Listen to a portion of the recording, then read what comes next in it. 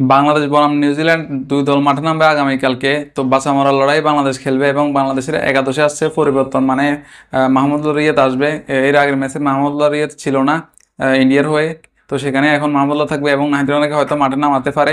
তো বাঁচা মরার লড়াই, এই ম্যাচ যদি জিততে না পারে বাংলাদেশ তাহলে চলে যাবে বাড়িতে। আর ম্যাচ জিততে পারলে তাহলে সেমিফাইনাল খেলার স্বপ্ন থাকবে বাংলাদেশের। আর একটা ম্যাচ, প্রথম ম্যাচটা যদি জিততে পারতো বাংলাদেশ তাহলে অনেকটা উপকার হয়ে যেত।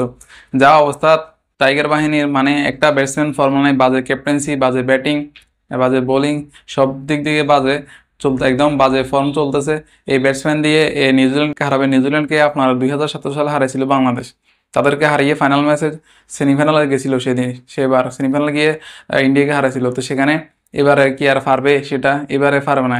এই স্কোয়াড দিয়ে মনে তো হচ্ছে না সেটা। এই লর্ড শান্তর ক্যাপ্টেন্সিতে তেমন মনে হচ্ছে না যে নিউজিল্যান্ডকে হারিয়ে দিবে এবং ভয়ঙ্করভাবে কামব্যাক একটা করতে পারবে বলে মনে হয় না। কারণ স্কোয়াডের পুরো বাজে অবস্থা। এখানে লিটন দাস আর সাকিব আল হাসান যদি থাকতে পারতো তাও সেটা একটা আশা করা যেত। এই লিটন দাস গোল্ডেন ডাক নিয়ে বলে তাকে বাদ দিয়ে দিয়েছে স্কোয়াড থেকে, আমরা তাকে সবাই সমালোচনা করছি, কিন্তু এখন এবার দলে তিনজন প্লেয়ার গোল্ডেন ডাক মেরেছে প্রথম ম্যাচে। লর্ড শান্ত, মানে একের পর এক মুশফিকুর রহিম, মানে এরা গোল্ডেন ডাক মারছে। তো সেখানে এদের দ্বারা সম্ভব না আসলে নিউজিল্যান্ডকে হারানো। এরা আগে পাকিস্তান নিউজিল্যান্ডকে হারাতে পারে না, পাকিস্তানের মতো দল নিউজিল্যান্ড তাদেরকে হারাই দিছে, শক্তিশালী দল। সেখানে মনে হচ্ছে না বাংলাদেশ ইংল্যান্ড নিউজিল্যান্ডকে হারাই দিবে। এই ম্যাচটা মনে হয় বাংলাদেশ হারবে, হাইরে আস্তে করে চলে যাবে। মানে সবাই আমরা তারপরও আশা করতেছি, এরপরও চাইতেছি যে বাংলাদেশ একটা কামব্যাক করুক, দরকার কামব্যাক করা। বিশেষ হয় না, যদিও ম্যাচ যদি ঘুরে যায় কোনো বিশেষ নেই। বাংলাদেশ তো মানে অনেক সময় বাংলাদেশ আবার শক্তিশালী দলকে ঘুরিয়ে দেয়, ম্যাচ ঘুরিয়ে দেয় বাংলাদেশ, ভালো বোলিং করে আর না হয় ভালো ব্যাটিং করে। তো এরকম কিছু হয়তো হতে পারে। বাংলাদেশে আপনার ওডিআইতে শক্তিশালী ছিল মোটামুটি, কিন্তু এখন একেবারে দুর্বল দল হয়ে গেছে। এই দুর্বল দল হওয়ার কারণ হলো এই বাজে ক্যাপ্টেন্সি। নাম্বার ওয়ান আছে ক্যাপ্টেন্সি, এরপরে আছে বাংলাদেশের বোলাররা এখন তেমন একটা ভালো বোলিং করতে পারতেছে না, বিশেষ করে ফেস বোলার।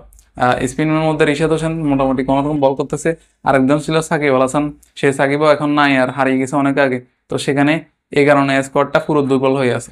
আপনি দেখেন এর আগে যখন সাকিব ছিল তখন সাকিব আল হাসান একাই 2-3টে উইকেট নিয়ে নিত, তারপরে যাইয়া ফেস বোলারের মধ্যে মুস্তাফিজ অনেক ভালো বল করতো তখন। তাসকিনের বল এখন আর বলে কাজ হচ্ছে না, তানজিদ সাকিবের বলে তেমন কাজ হচ্ছে না। তো সেখানে নাহিদ রানাকে দলে নামানো দরকার, এটা দরকার জরুরি।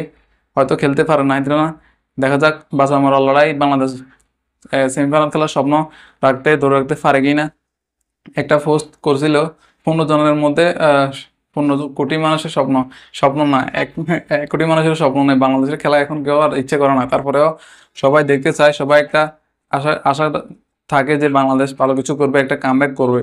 দেখা যাক লর্ড শান্ত কি করতে পারে আগামীকালকে। টসে জিতে ব্যাটিং নেয় নাকি বোলিং নেয়? আগের ম্যাচে টসে জিতে আস্তে করে নিয়ে নিছে ব্যাটিং।